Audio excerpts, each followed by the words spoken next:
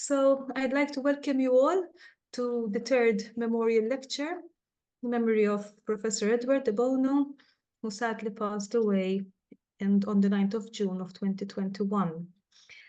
Today, delivering our memorial lecture, we have with us Professor Giovanni Emanuele Corazza from University Alma Mater of Bologna, and also from the Marconi Institute for Creativity.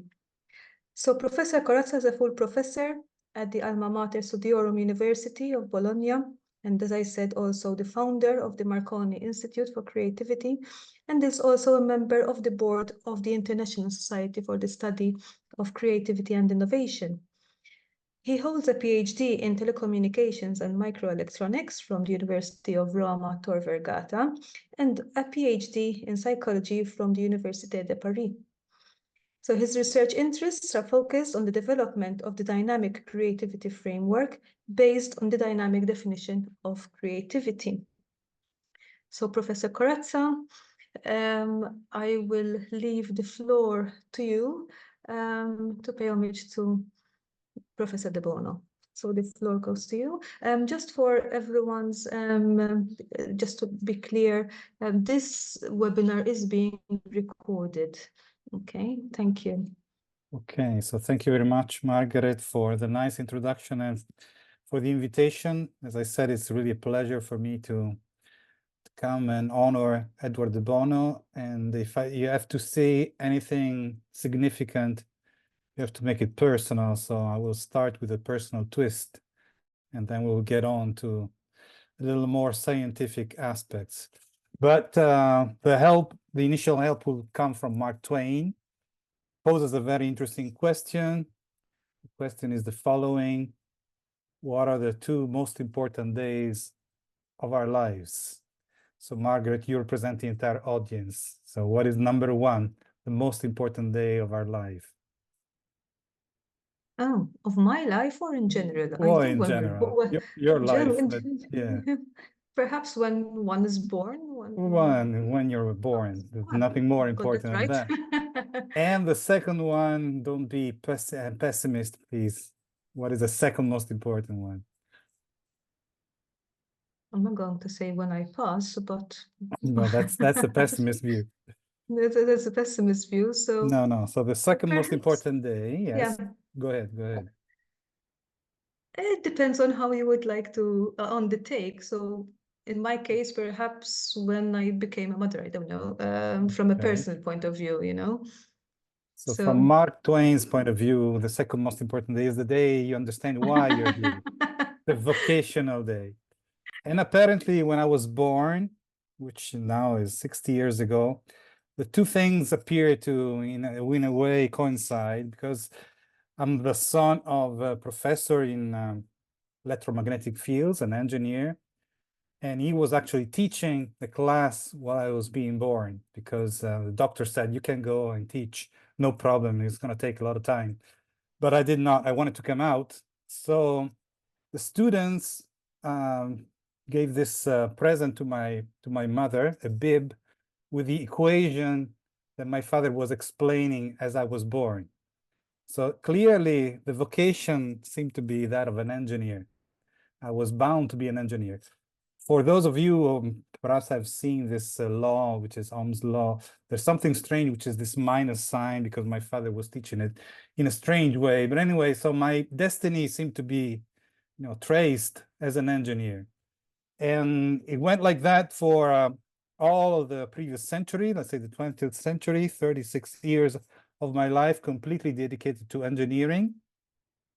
Actually became a full professor in engineering at 37. But in the year 2000, something happened in Cesenatico. For no particular reason, I went into a bookstore and I was looking for a book on public speaking. And I happened to pick up this book on lateral thinking. I said, I know nothing about this. I got a little curious. And that book simply struck me and changed my life. So my story about Edward de Bono starts with that book. I will show you pictures of my actual books. So they're all Italian translations, almost all of them. But anyway, so we start with that. That's the first one I read. I read it in the year 2000. It's a book from 1967, as you see. So it's one of the first. And it introduces lateral thinking as a necessity. And when I start my courses on creativity now, I always start from trying to convince my audience that creativity is a necessity. The necessity as a dual approach to thinking as opposed to vertical thinking. Because vertical thinking, which you might think is the natural way to go if you are being intelligent, brilliant, you're going to the point, you're going towards a solution, is excellent, but as Edward says in the book, if the mine is dug in the wrong place, no matter how deep you go, you will never find the right solution. So you must have a T. You not only going deep, down deep into subjects, but you also need the horizontal part of the T through lateral thinking so that you can try new approaches, new disciplines. You can open up your attention, your curiosity can drive you, and you can excavate somewhere else and find something new. Then I went on to buy a lot of books from Edward de Bono, but I want to mention a few of them. The Mechanism of Mind, which is from 1969, which is not well known. I don't think it is as much as lateral thinking, for sure. It is not. But it has something which is very striking. First of all, it introduces the concept of self-organizing networks, which today are very important in engineering. And it does that without using any equations. So everything is explained through metaphors. And the metaphor that explains the mind is this special monastic surface, which is a surface that remembers the events that happen onto the surface itself. And the important thing is that the sequence of the events determines the result. And therefore, what we think through this special monastic surface that represents our mind depends on our experience in a fundamental way, not only on the individual level, but also on the broader cultural, social level. So our culture depends on the way that things have happened throughout our history of our civilization. So insight can happen whenever you enter this sequence from a point of view which is not the customary, the traditional one. So insight can be explained from a metaphorical point of view by a change of entry point into this sequence of events memorized on the monastic surface. And therefore, through inspiration, through provocation, you can have an infinite amount of potential insights on any topic by moving the entry point, which today we could read as flexibility and flexibility of attention. The six thinking hats, certainly one of the largest successes of Edward de Bono, which introduces the six hats. I will go fast because I assume that most of you know. The blue hat, the control of the entire process is really metacognition. So we're talking about metacognitive control of a process. The white hat is, of course, the ingredients of the creative process, the information elements that you need to generate ideas under the green hat. And then yellow and black hats to find out positive and negative sides of the ideas, but also the red hat for the emotional part. And the important thing, which is not always followed by the people that use the six thinking hats, is that whoever is in the meeting, you always wear the same hat at every time. So it's not that you divide the hats between the people, but you use parallel thinking. And by using parallel thinking, you get away, according to Edward de Bono, the personalization elements that lead to argument. Very powerful approach in order to avoid argument in any group work. Serious creativity, which in Italian has a strange translation, is really the compendium of all the techniques, not only the six hats, but the pause, the focus, the challenge, the alternatives, the concept theme, provocation, movement, harvesting, the creative list. So if you want to have a general look at all the techniques that Edward de Bono has introduced, you should really look for this book, Serious Creativity. It's quite extensive and also contains a lot of interesting information. I Am Right, You Are Wrong, about the same time, 1990s, is very important from the point of view of understanding the relationship of Edward de Bono with the larger, broader scientific community, which was not an easy one. He was always saying things very much in advance, and all of his discussions were based on theoretical reasoning, essentially without empirical proof. And this is not today, even today, but was not back then, the approach that is normally taken in the scientific community. So in a sense, there was a gap to be filled between what Edward de Bono was saying and the scientific approach of investigation in psychology or in other subjects which are related to the functioning of the human being in an individual way or in a group. The title itself is a provocation. I am right, you're wrong. He's not saying that he is right and other people are wrong. This is the point that you want to start from to move away from that in order to avoid argument and substitute argument with something else. And when you do that, you would have a new renaissance. So what can we do to move away from argument? We have to move away from the logic of being right, the logic of the vertical proof of a truth, which de Bono identifies as rock logic, to a logic which is more related to what we do when we perceive reality, which is very fluid and depends on the sequence and depends on emotions and depends on beliefs and depends on the sequence of events. This is what is called water logic. And if we can understand and follow water logic and therefore devise new ways of discussing in groups, in teamwork, and at larger levels in society, then we can move towards this new renaissance. The final book I want to tell you a little bit about is a very provocative one, the De Bono Code book, and I believe not too many of you know about this book.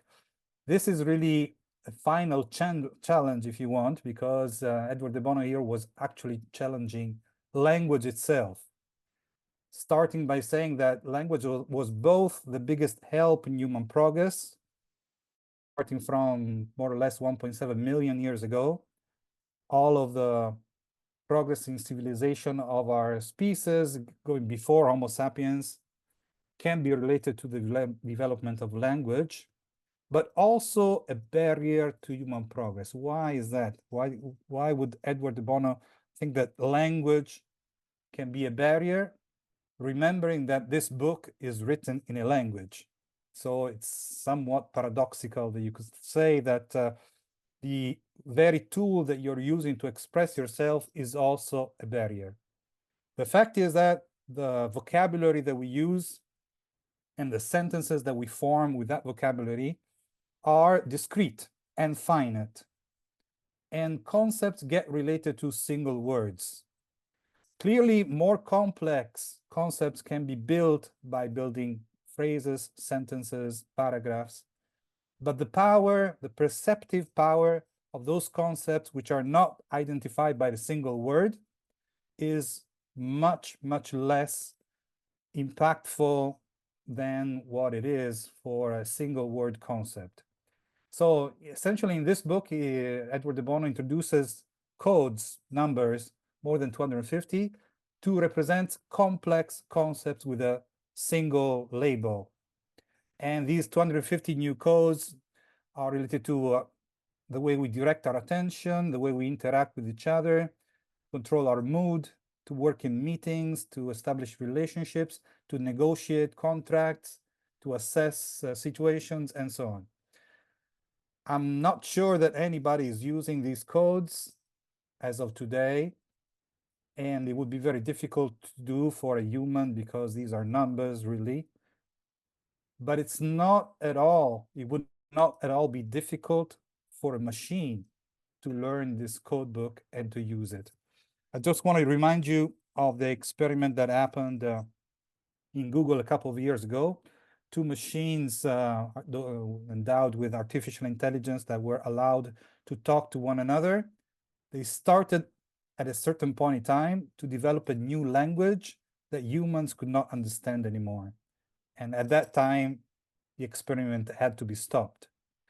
So I'm just saying that this final provocation that I'm going to talk about by Edward de Bono is actually, it's possible to take it back and think if it could be used in a machine-to-machine communication style. Remember it also that machine economy is something that is rising right now, and by 2030, it's projected that 35% of the world's GDP will be dependent on machine economy. Okay, so the legacy of de Bono, I think, can be tapped into many directions. It's not only methodologies, it's not only lateral thinking. There is much more to his writings. He wrote many, many books than just lateral thinking. Of course, the techniques of lateral thinking are very useful, and they are being used in many different ways in different practical courses. But what I'm saying is not just practice, it's also theory, and there's also values that can be rediscovered. And say about 10 years after I read the first book by Edward de Bono, whom I have to thank really for this new dawn in my life, I founded this Marconi Institute for Creativity, which has 3 pillars: scientific research in the domain of creativity studies, educational initiatives at the University of Bologna, Bologna Business School, and also training for companies, and finally application sessions performed with companies typically to produce ideas that have the ambition to become invention disclosures or patents. And as Meg said, I thought that to be only an engineer was not enough in order to bring about this change in my life. So I went for a PhD in psychology at Université de Paris under the supervision of Todd Lubert.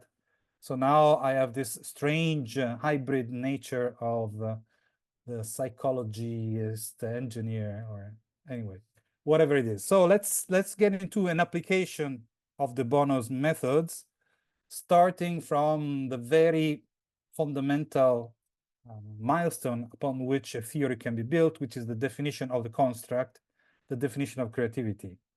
So clearly, this is something that has been has been the subject of work for many, many years, and you can find about 60 different definitions in the scientific literature about creativity, but all of them more or less can be understood to be variations of the so-called standard definition of creativity, which Mark Ranko and Jaeger published in 2012 on the CRJ, the Creativity Research Journal. And this definition is really identifying creativity through 2 requirements. You need to have both originality and effectiveness. Originality is clearly fundamental, but it's not enough. You need also something of value, meaningful, adaptive, of value, and that's the effectiveness part. Many variations depend on the introduction of other requirements, but originality, in my view, contains 3 elements that are fundamental. So first of all, novelty. Clearly, something original must be new.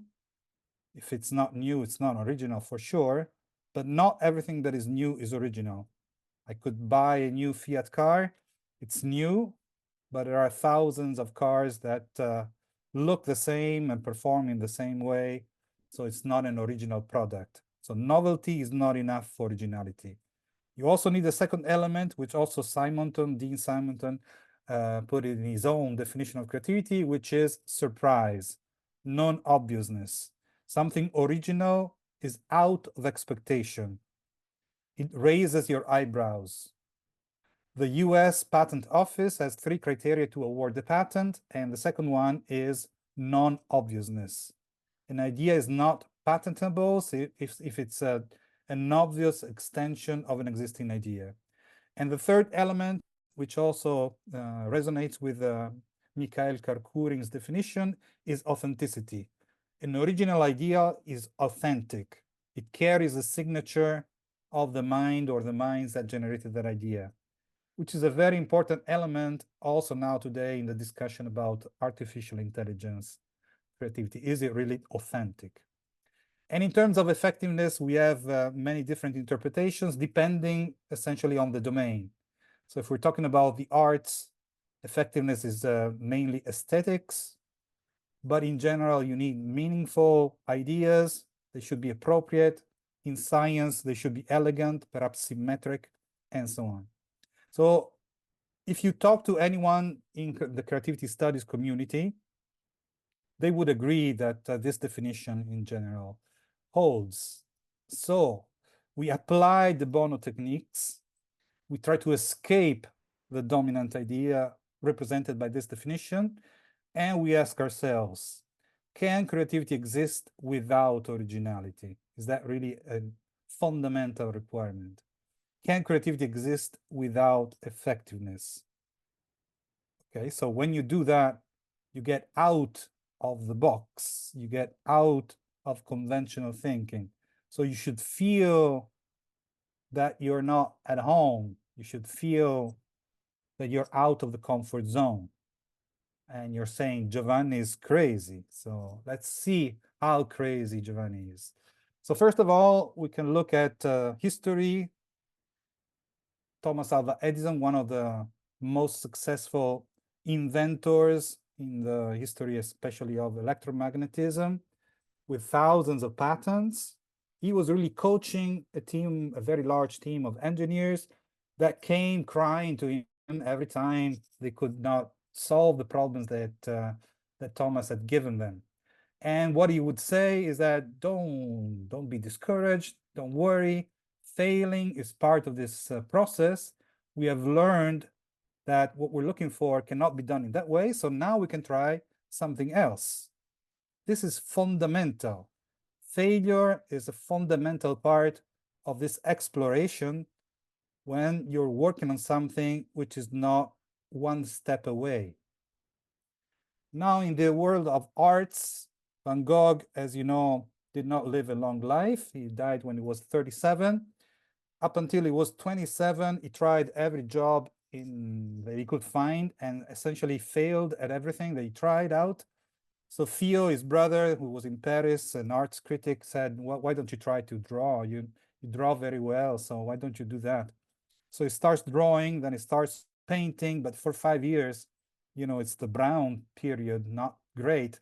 So we have to wait until 1885. He moves to Paris, gets in touch with Impressionists, then moves down to Arles, lives with Gauguin for a couple of months, fights with Gauguin, cuts off his ear, and then moves to Remy, to the hospital, and finally moves 30 kilometers northwest of Paris to Auvers-sur-Oise, where he will die after 2 months. But in those 2 months, he paints 70 canvas, 70 paintings in 2 months. So he was really in a creative ecstasy, not at all depressed. How many paintings out of the 900 that he produced in these 10 years or so of his career, how many paintings did he sell? Only one. Which means that if you would have to judge the creativity of Van Gogh during his life in terms of the appreciation by the public of the originality and the aesthetic value of his production, you would say he was a failure. And when he writes to Theo about himself, he considers himself to be a mediocre painting. His admiration goes for Thaler, for others. He does not even appreciate his own paintings. Okay, let's go back to science again. Heinrich Hertz is the first one to prove that Maxwell was right. Maxwell wrote the equations for the electromagnetic field. The solutions for these equations had 3 families: static field, the electrodynamic field, and then the propagation. And nobody had ever seen any propagation in terms of electromagnetic waves. So we didn't know if it was just a mathematical outlier or a real physical reality. So Hertz is the first one to prove that actually the waves made by the electromagnetic field can actually propagate, but it does not see any practical value, does not see any effectiveness. And of course, after Hertz, Marconi came and others came, and now we live surrounded by wireless devices, performing wireless communications, exploiting that propagation, the value of which was invisible to Heinrich Hertz. Finally, you can use creativity as therapy. And in that case, you don't care at all about the products that come out. That's totally irrelevant. What counts is the experience. What counts is the effect that that experience has on the person that is performing creative work. So these 4 examples show you that the success, the achievement in creativity is not essential. It changes through time. It changes through culture. It changes through space, and sometimes you don't even look for that. So to define creativity as creative achievement, as the recognition of originality and effectiveness here and now, as a picture of that success, is not enough. It's clearly insufficient. And de Coubertin told us that. What counts is not the final achievement. It's the process. It's the participation. So to be creative means to participate in the Olympic Games of creativity. And to be successful means to be winning medals. But you can participate without winning medals. And actually, it may be very important for you to experience those failures in order to become a better and better athlete at creativity. So the key point is that once you escape from the dominant idea, that is that definition which we call static, because it looks like a static picture of a creative achievement at a certain point in time, you start to understand that the real definition that you need in order to embrace the entire phenomenon and not just the end point is to focus on the creative process and not on the assessment of the creative products. Creativity is the process, and of course, you want to have success, but that's not the entire phenomenon. So that's the reason why we need the dynamic definition of creativity. And the interesting thing is that you only need to add 1 word to the standard definition of creativity to turn it from static to dynamic. That word is potential. Creativity requires potential originality and potential effectiveness. It's a challenge to the state of the art. It's a challenge to the shared knowledge. The higher the challenge, the higher your potential. If you don't challenge the state of the art, your potential is very low and you're not very creative. If you do challenge it, you have no guarantee of success. Even if you come out with some idea which actually are disruptive, people will react in a negative way. If you wait for applause, you will be disappointed. So really, it's a game of potential, and sometimes that potential emerges and it is recognized, and we have creative achievement, we have creative success, which goes back to the static definition of creativity. Most of the times, that potential remains under, it's not emerging yet, under the ground, if you want, or it does emerge, but people around you do not recognize your idea yet. They have a negative reaction. They might scold you, they make fun of you, and so on. So creative achievement is what we're looking for. It's like we're playing football, we want to score, but playing football is much more than scoring. In order to achieve a score, you have to prepare the entire team for a long time. So creative inconclusiveness is fully part of the creative process. even though it's more difficult perhaps to understand, but I argue that it's even more important to study creative inconclusiveness and to train people to sustain creative inconclusiveness. It's more important than training for creative success. Let me give you some famous examples of inconclusiveness, of ideas that perhaps after many years everybody agrees upon and everybody acclaims, but when they came out, they were totally not understood, not believed, or disregarded. So we can start from the beginning of our universe, the Big Bang. So the Big Bang hypothesis is relatively new, 90 years ago, more or less. And it comes from a priest, Georges Lemaitre, a priest from Belgium, comes out with the idea of l'attente primitif, which came as a consequence of the fact that we understood at that time that the universe was expanding. So working backwards, he makes the hypothesis of a single point where everything starts. Nobody else believed in that idea at the time, not Einstein, not anybody else. And Floyd, who was a physicist from UK, in 1949 was interviewed by the BBC, and he says, this idea is crazy, 1949. This idea is crazy. It's like if there was a Big Bang in the universe. So the name Big Bang was not coined by Georges Lemaitre, but by Floyd, who was trying to, make fun of the idea.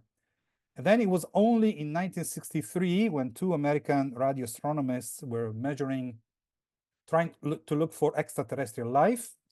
They were measuring this noise with their antenna. And after looking for birds' nests or other defects in the antenna, they understood that actually that was not noise.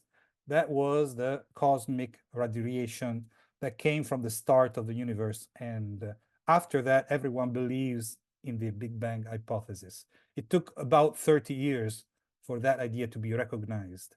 Super disruptive, and a lot of laughter about a priest that made an hypothesis that was compatible with the creation of the universe. So everybody said, yeah, you say that because you're a priest. But of course, he was also a PhD in astrophysics. Okay. Printing, it's a good idea. To build the printing machine is a good idea. Who would not love the printing machine? Okay, if you go to the Eastern Roman Empire at the time, 15th century, this was considered to be the machine of the devil and was forbidden to print books for 300 years. So you had to wait until the 1700s to see printing in Constantinopolis. The car, as you see here, the car is introduced in this very, very clean street, which first of all shows you that I'm very good at graphic design, or I am good at using artificial intelligence tools. But why is that street so clean? Because you have to imagine how streets were before cars were introduced. It was all horses, and so you would have horse manure all over the place. Everything was dirty. Everything had a bad smell, and it was very bad in terms of disseminating diseases. So the car is introduced, the value, the effectiveness of the car, if you want also the marketing of the car, was related to cleaning the streets, cleaning the air. You see how the effectiveness of this device, of this idea, has changed through the centuries. Today, nobody would say that the car is a device to clean the air. So the evolution of the value, the dynamics are not always positive. They also can become negative. And what about artificial intelligence? Today is absolutely dominating the scene, but we know it has had two winters around the 70s and the end of the 1990s. And I don't know if now with machine learning, deep learning, and generative AI, is this the epoch in which we will not see any more winters? But in any case, as you see from this picture, it has not always been the same. And the people working on the very same algorithms that today are behind ChatGPT, in the 80s, they were made fun of. People working on machine learning in the 80s were at the very bottom of all artificial intelligence conferences. The good ones were working on expert systems. So the value of that idea that today is dominating the scene, not only the market, but the scene in general, was really considered to be the worst approach in the 80s, 40 years ago. Okay, so once you accept the fact that creativity is not at all a static phenomenon, and to define it as a point of creative achievement is really not enough. You need a dynamic definition.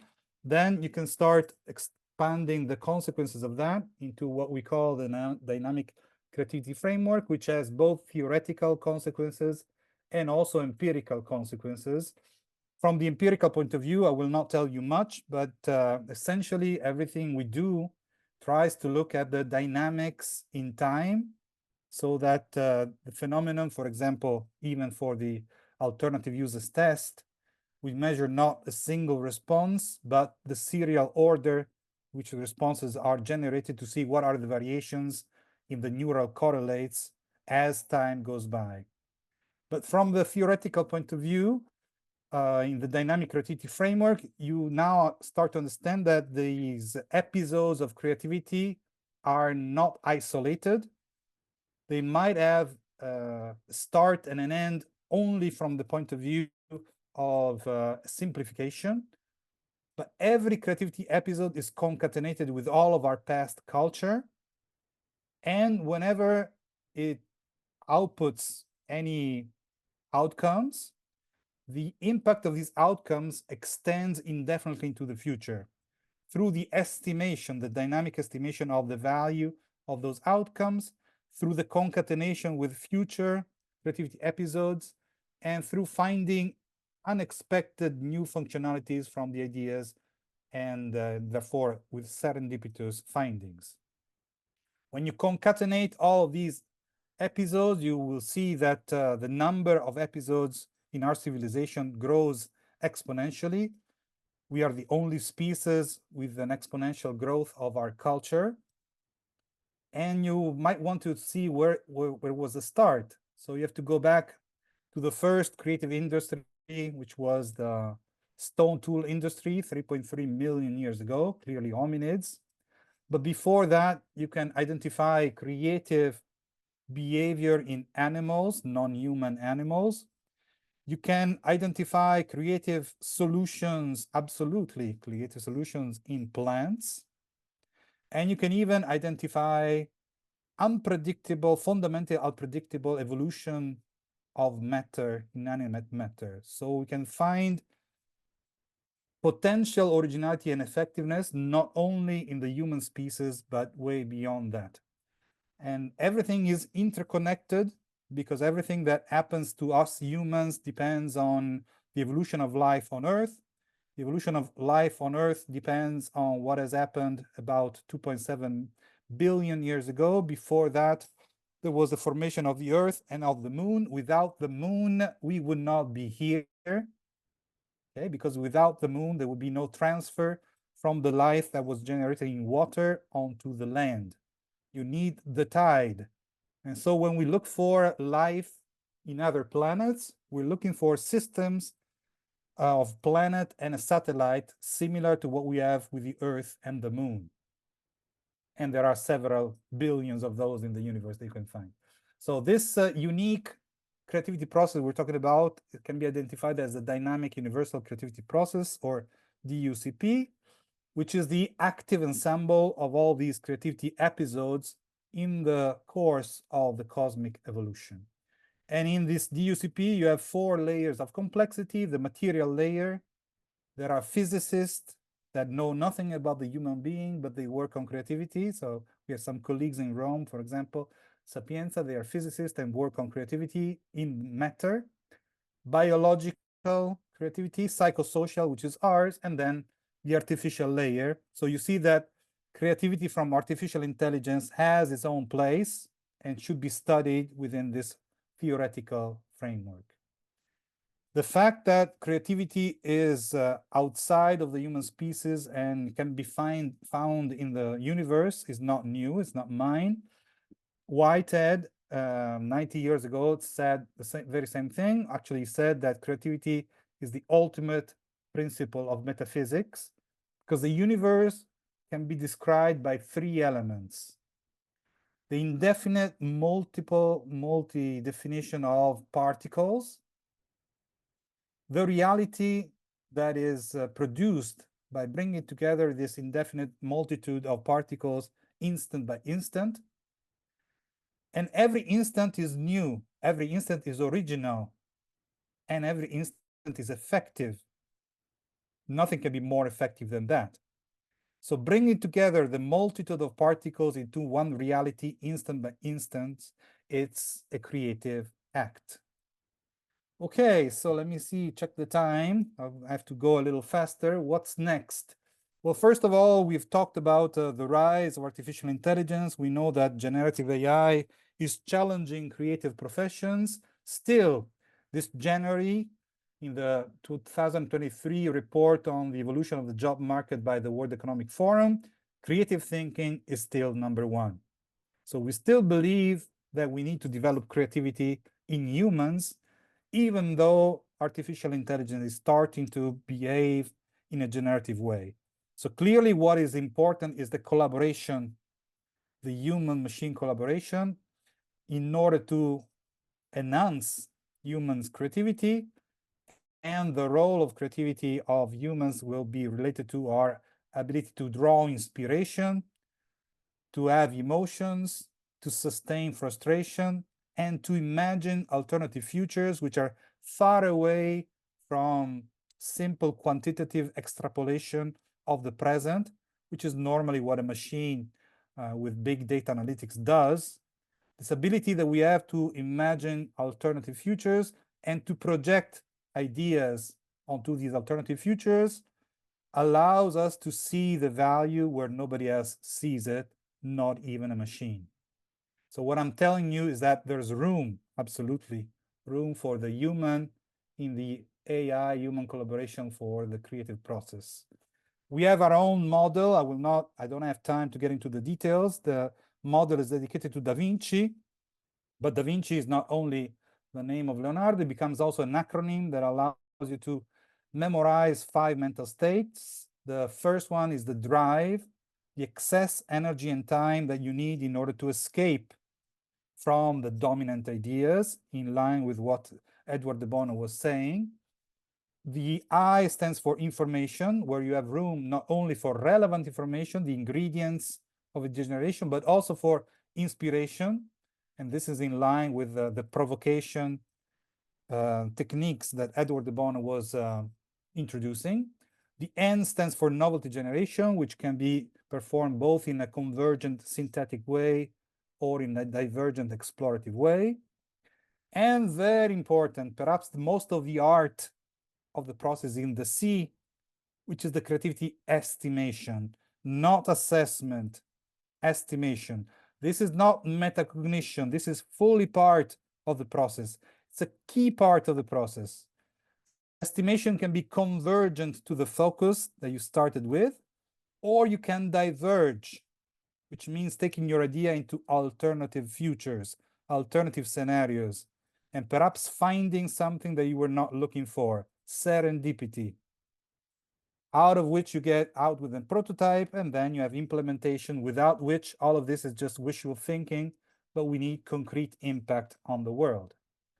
So what should we develop today that we have generative AI? We know the importance of creativity. We know the importance of being entrepreneurial, because to be an employee in the near future will lose all of its value.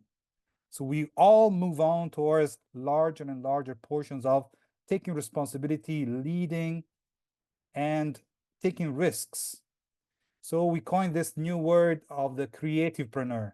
This is the figure that we need to develop, who is a creative entrepreneur that, of course, exploits artificial intelligence, but in a wise way, with values, with moral values, with ethics, for the benefit of humanity.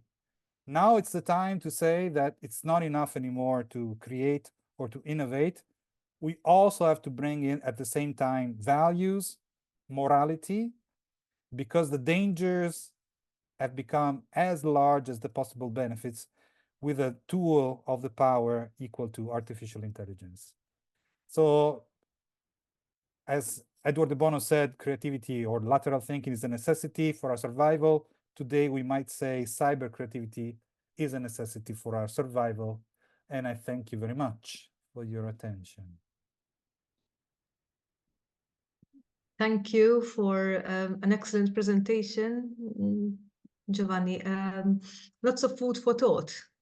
Lots of food for thought. It was really interesting how you built your presentation, homing in on de Bono's material there. I could recognize the books, not the covers, of course, because I would have them in English.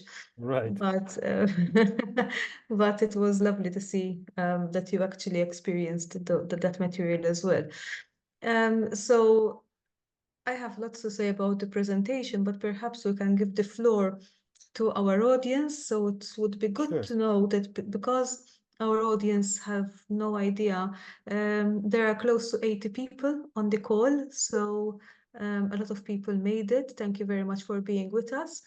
We already have 2 comments in the Q&A, but in the meantime, I would like to encourage you to either write your comment in the Q&A or raise your hand and you can speak on the call. So the first comment refers to the definition of creativity. And Dr. Teresa Amabile's definition of creativity is most apt and simple, ideas that are novel and useful to the task on hand. It says it all. It's from an anonymous attendee. Right. So novel, it's a little less than original, but yes, that's the point. And usefulness is the equivalent to effectiveness. It's very good for a creative achievement, but that's not defining the creative process. So it's still missing the dynamics which are needed in order to really understand creativity and really develop creativity. But anyway, it's an anonymous attendee, so we cannot really know who was saying that. Yes, and Amabile's definition is so well known that perhaps it kind of gathered traction as well because of its standing in the community. So there's another comment from another anonymous attendee. So AI is able to generate creative and practical ideas.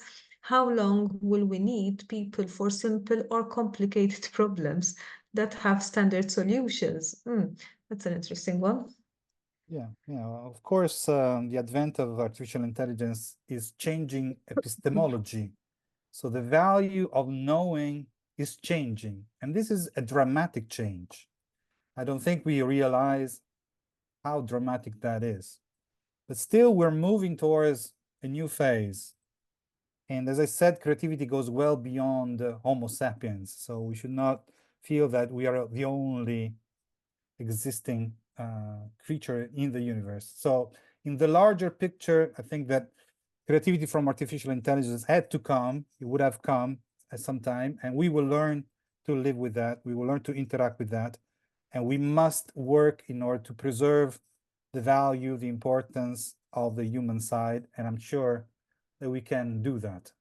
But it requires conscious effort, and it's an urgent matter. We cannot wait. We cannot disregard artificial intelligence. Absolutely not. No, definitely. And the next comment also refers to artificial intelligence. So Keith Coleiro is asking, creativity has culturally been regarded as a human endeavor. Being a dynamic process, however, creativity can assist in various stages. In which stages could AI be best employed to facilitate this process? Okay, this is an excellent question. As I've shown you the Da Vinci model, we are using that now in our cyber creativity classes. So in the drive, we use artificial intelligence, generative AI, to allow the people in the room to have different views on the same focus area. So to allow the so-called problem definition, we call it in a different way, stage. We can use it to collect information, so relevant information. We prefer a lot to use the human side for inspiration and idea generation. You can generate ideas, but they are very, very much standard. Even though you can play with the temperature parameter, you know that if you raise the temperature of the generative AI, you can get more creative solutions, but they're still very much standard. So we find that in order to have really surprising ideas, the human side is much stronger. And what is very important is the fact that artificial intelligence has no conscience about what it's producing and has no idea of the value that it is producing. So the human side is critical in creativity estimation. Very comprehensive answer there. Thank you very much. So the questions are pouring in. Seems like this was a very stimulating lecture. So the next one is volition, so intentional motivation, necessary for creativity? Because it's difficult to identify it in this cosmic, biological, and artificial layers. Another great question. If I didn't show very well the table, because there was one column which said creativity in the strict sense or wide sense. So strict sense creativity is intentional, and it's the one in the psychosocial layer, because we can identify our conscience and we can identify our intention, possibly, if free will exists. But let's say we believe that it exists. We cannot identify that as easily in the other layers. And that's why we call it wide sense creativity, because in that case, the intentional part is more difficult to discuss, even though some theories which are not esoteric but physical, based on quantum mechanics, are now discussing conscience in matter outside of the human domain. Anyway, it's a very long discussion and an excellent question. Okay, thank you very much. I can keep on replying to the questions, but I see that Anatoly has his hand raised.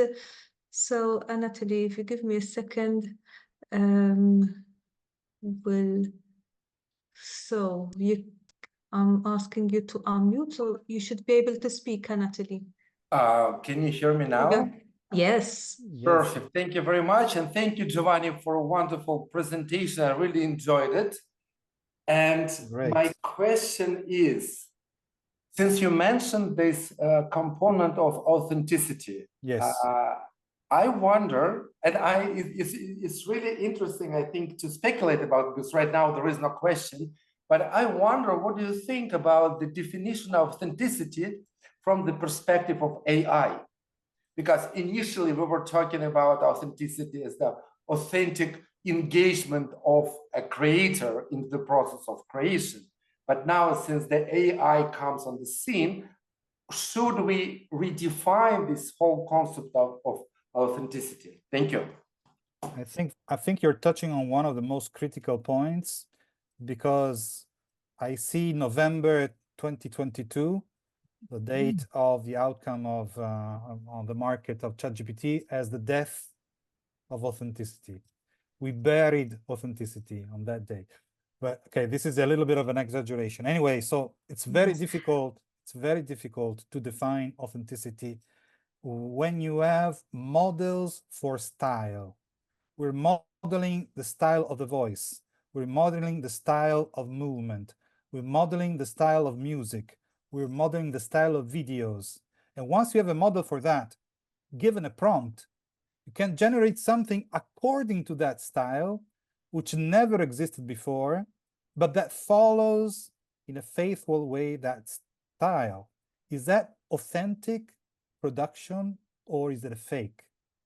Open question, super difficult question to address, but it's a total new world starting from November 2022.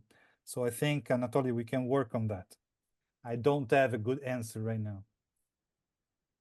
Okay, so I'm quite conscious of time. We have quite a few questions still to go. But what happens if we go beyond 6? Is that really a big problem? I don't mind going beyond 6, but perhaps because I'm not sure whether Casper de Bono has other commitments after this. So Casper, I Okay, wonder so whether we can give the floor to Casper, and then we can keep yes, on and then answering questions. Yeah. Exactly. So hi, Casper. Thank you for joining us this afternoon. Hi, Margaret. That was fantastic. Thank you, Professor Corazza. I was thinking how Edward might respond to your lecture, and one of his greatest compliments was to say Ebner. And Ebner stood for excellent but not enough. And I noticed you used the word not enough 3 times in your lecture, but I think maybe you might think of it as excellent and inconclusive. Absolutely, yeah. It would be very arrogant to think that it was conclusive. So I agree with you, absolutely. And then your question at the beginning from Mark Twain, I think Edward might have said that the 2 most important days were yesterday and today. So yesterday, because it's vertical thinking, it did happen or it didn't happen. But today is about potential. And you used the word potential a number of times in your talk. And that definitely resonated with, I think, one of Edward's most favorite phrases was potential. And then the final theme, I think, of your talk that reminded me of Edward was in, I think it was 1969, he wrote that there will quickly come a time when computers are better at the processing aspect of thinking than we are. But it will be a very significant day when computers can laugh. Because if they laugh, then they're going to start to understand or use perception and the ability to change perception. So when you were talking and answering the questions about AI, I was reminded of that and this distinction. And you know, he didn't say it wouldn't happen. He just said it would be a significant day when they can laugh. So I wonder if you have any thoughts on the day when that might happen and computers might have a sense of humor, a genuine sense of humor. Right. I don't think it's genuine, not at all. It's not genuine right now, but we have models for emotional response. I don't know if you have tried out EVI, which is the emotional voice interface. Essentially, it's an interface that analyzes the tone of your voice and classifies the emotional content in 3-4 dimensions, and then responds to you with emotional content. It's all modeling. Yes. It's not authentic. It's not true, but it does it. And when you interact with it, you have the perception that it's actually good, in a sense. It's human, like human. So the distinction is still there. It's still clear and still there. But we're working towards a world in which the distinction between real, virtual, artificial, natural, they all become very thin. I'm not sure that this is a good progress, but we know it cannot be stopped. No. But thank you very much for your comments. Very nice, all of 3 of them. Not at all. It's fascinating, and I've really enjoyed your talk. So thank you. Thank you very much, and thanks for the inspiration that came from your dad in my life. Thank you, Casper, for that. And perhaps can we carry on with a few more questions? Yeah, absolutely. Our attendees, Casper, in the meantime, you feel free to join in if you would like. My colleague, Professor Sandra Dingley, thanks you for the interesting lecture and asks the following question. So what do you think about including positive value in the definition of creativity? After all, there's also a dark side to creativity. Take, for example, creative criminals and the damage done by the nuclear bombs on Hiroshima and so on. Unfortunately, this is true. Even creativity can be used in a very dark way. So when you say potential effectiveness, that effectiveness really depends on the context and your goals. Since we're talking about the intentional layer, psychosocial layer. So if you have bad intentions, if you have the intention to destroy humanity, the idea could be effective, but to be very dark at the same time. So it's not necessarily positive, unfortunately. And that's why we need to introduce values along with developing creativity. It's not enough anymore to innovate. It's not enough to create. We have to do it in the right way for the benefit of humanity. I know from my engineering background, I can tell you that in engineering, everything that is possible is pursued.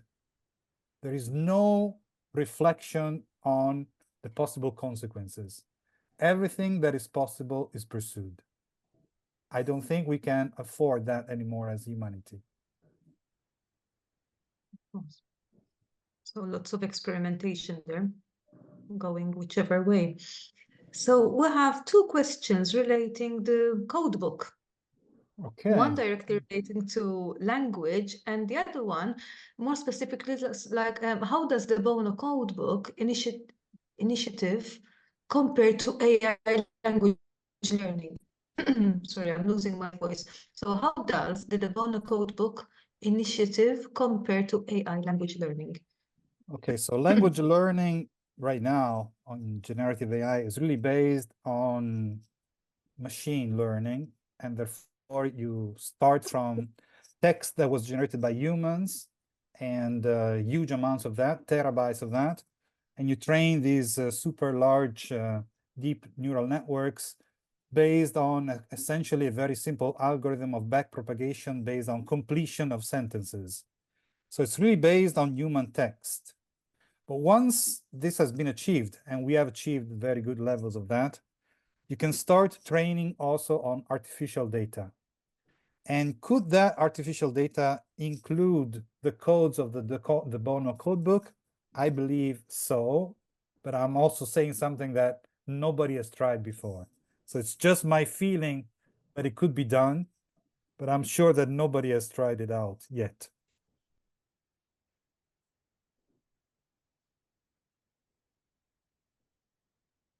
I was muted, sorry.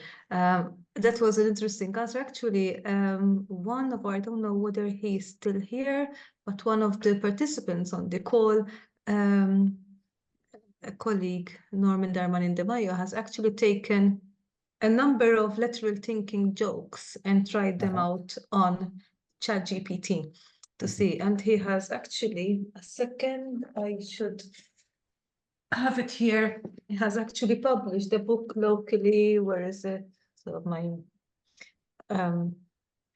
trying to see how ChatGPT fared. It didn't fare too well, you know, because of humor. And ChatGPT lacks humor. Humor is still missing. Yes. So my colleague, Dr. Lisa Pach, says that she's intrigued by your comment on the role of language and culture and creativity. Would you be able to elaborate somewhat in terms of observed differences between Western and Asian cultures? Okay, so first of all, now it's clear that language affects cognition. So cognition is shaped by the language that we use, and not going very far. For example, in Italian, the sun is male and the moon is a female, and therefore we have a huge romantic tradition of literature on the moon. But you go to Germany and the reverse is true. So the sun is a female and the moon is male, and the literature shows that difference.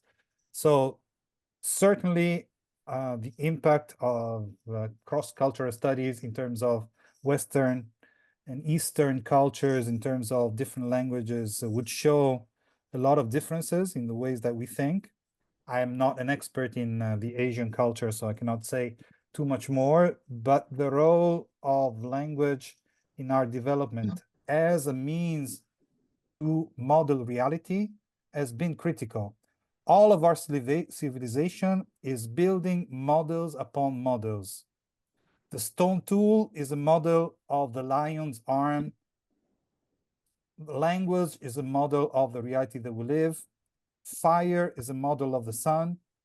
And you keep building higher and larger complexity. So language being so powerful in being able to describe more complex realities is probably the most powerful model we have ever built.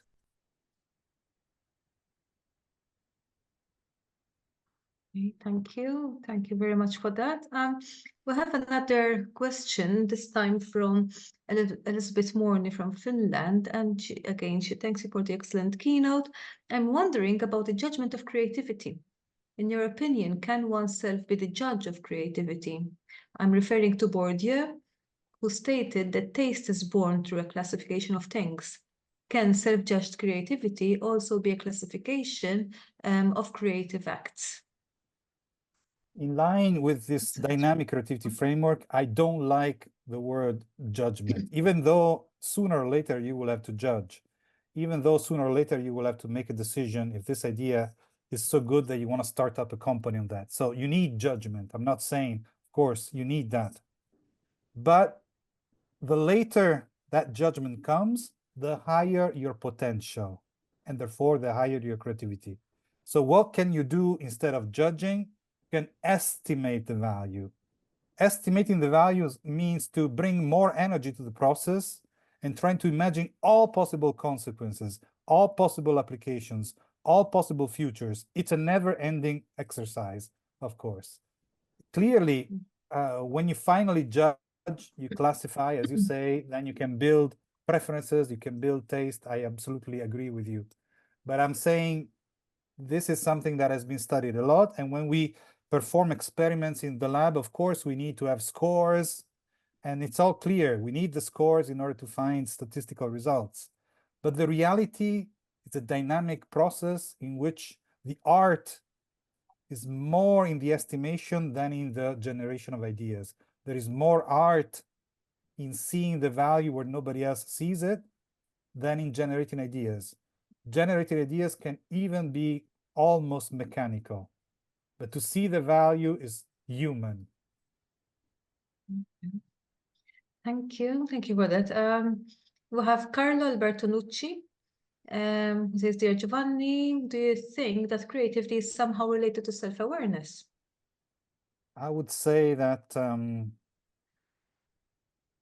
the estimation part, so seeing the value, understanding that, and deciding, anticipating futures, deciding your idea, your life, depending on the ideas that you generate, requires self-awareness.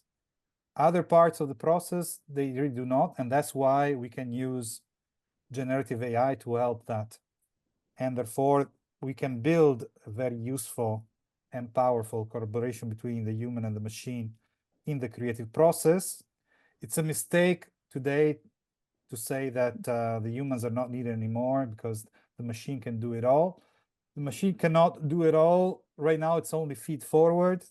There is no feedback. Of course, as soon as you introduce agentic reasoning, the feedback loops will start to come in and the machine will become more and more autonomous. But in the end, if there is no human in the loop, there is still no value, no awareness of that value. So we have to work in that sense to build a culture of the role of the human, which was never a necessity before, but today it is. And in your talk, you mentioned the creativepreneur. I'm trying to pronounce it properly. Creativepreneur. And one of our participants, Domenica, is actually asking, do you think that everyone should strive to be a creativepreneur? Or in your opinion, does there exist a danger of ideas going mainstream? Mm-hmm. Also, if the data is biased or limited, then AI will also be biased and limited in its creativity. Well, yeah. Right. So, first of all, AI cannot be trusted. Let me say it like that. Yeah. You cannot really trust it. So you have to use your critical reflection on whatever comes out of there. So one of the biggest dangers that we have, especially for the younger generations that come into this world, and they are shocked by the fact that to know things does not have the same value that it used to have. The largest danger is to believe that whatever comes out is good. It's not good. We know that. It's a generation based on the model of the knowledge, which has been learned by reading essentially everything that is on the internet, including biases, including mistakes, including the fact that not all of our cultures are represented on the internet, not all of our languages, and therefore not all of our ways of thinking are represented. So there is much more outside of the training data for generative AI than what a generative AI machine can actually generate. So certainly the world does not end there. And I agree with you that if you only trust that and if you only depend on that, it's not enough. At the same time, productivity can be enhanced by orders of magnitude. And so the real race is not between the human and the machine, but between the human without the machine and the human with the machine. And therefore the gap, not only in terms of competence, but also in terms of productivity, and therefore in terms of capital and wealth distribution, the gap is dangerously, potentially increasing, because of the fact that part of the world will use these tools and part will be late, or part will not have access to those tools. The race between China and the US and also Europe is clearly open, but the real danger is to lag behind. So again, I agree with you, Dominika, you cannot trust that. It's not the only source. We have to use it in a wise way, but we have to use it. Yeah, and you made reference to young people. So Catherine is asking, what can we do as parents to shift the emphasis in education from tangible to creativity? Yes, so tangible knowledge, static knowledge, just knowing things, clearly not enough anymore. At the same time, you have to know, because if you don't know, you cannot estimate the value of anything. So something must be part of you, part of your experience, and your authenticity, your potential authenticity depends on what you have seen in your life and what you really understand and what you have a feel for, and therefore the reflections that you make on that. So all of these values in terms of knowledge remain. But at the same time, now we have the possibility to span through disciplines. So to specialize in a single field today is really a waste of opportunities. So we have to develop flexibility, which is the opposite of specialization. Throughout the Industrial Revolution, throughout also part of the information society, we always only focused on specialization. So I would suggest to focus on flexibility. And why would you focus on flexibility? In order to be creative, in order to take principles, ideas from different fields and generate something that does not exist yet on the internet because you generated that. And therefore, no machine has been trained on that. So creativity is really the means for us to have distinction, to have dignity as humans. Excellent, thank you.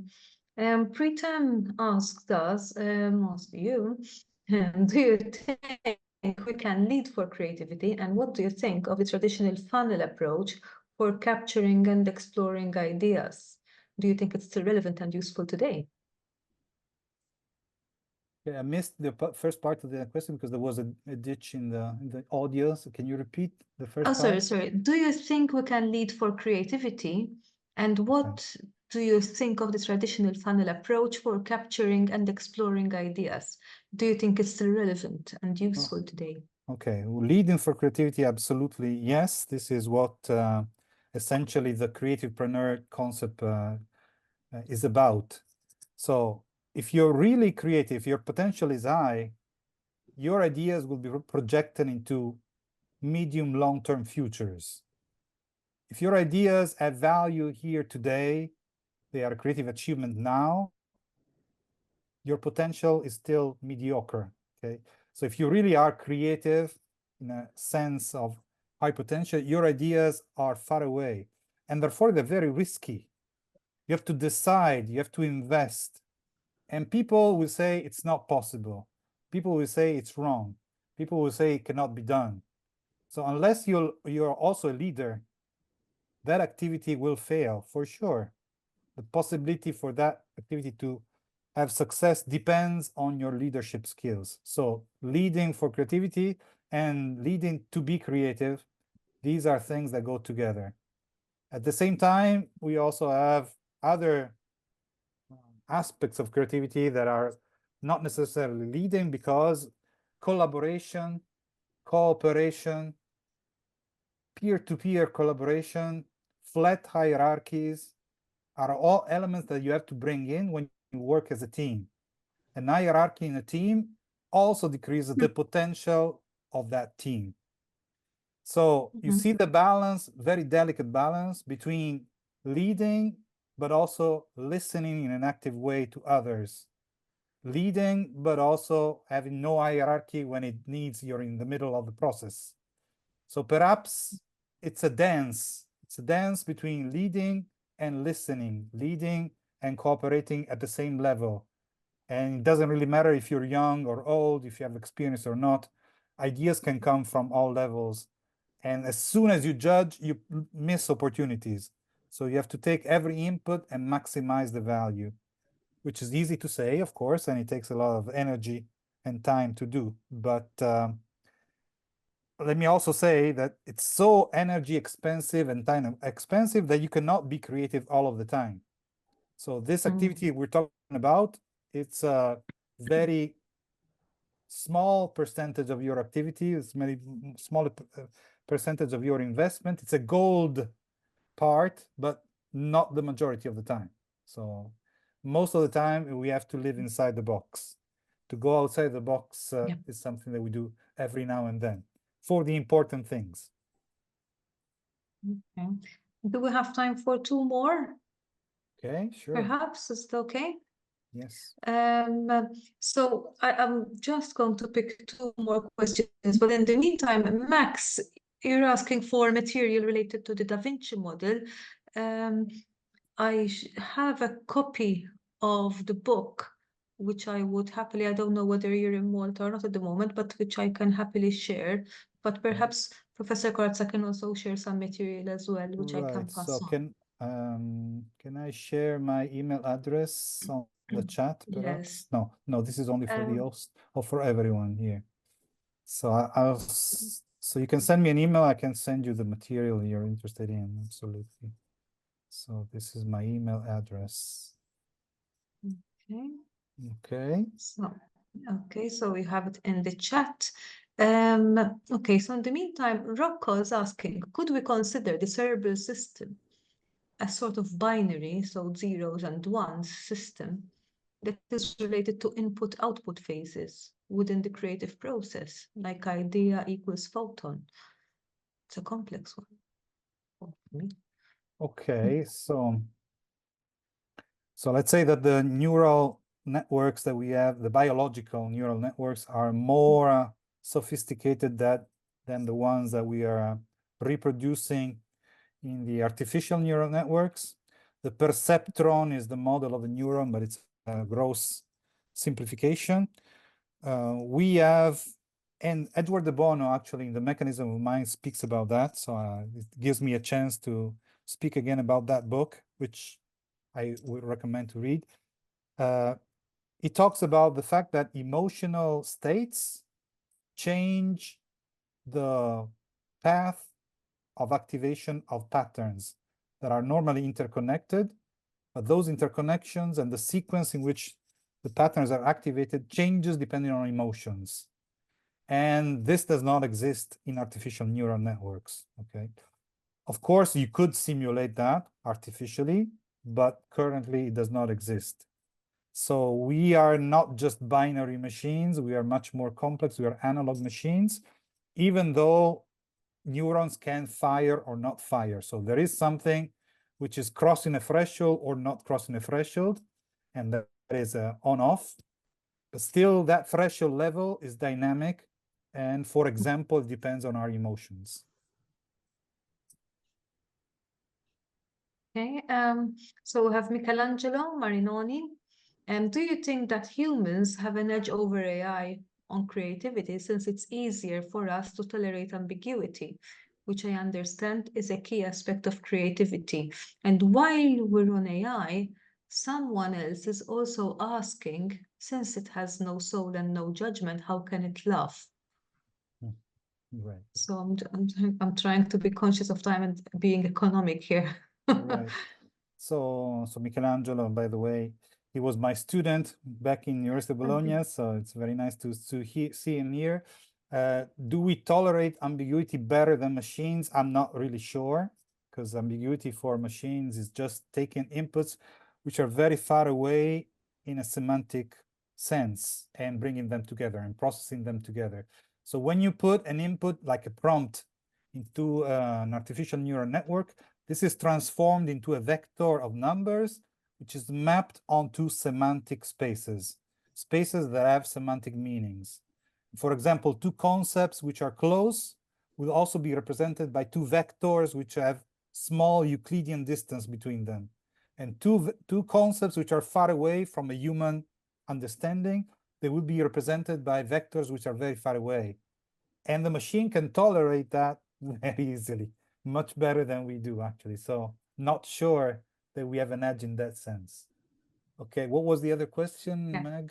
The other question was, how can AI laugh since it has okay. no judgment, Right. and no soul?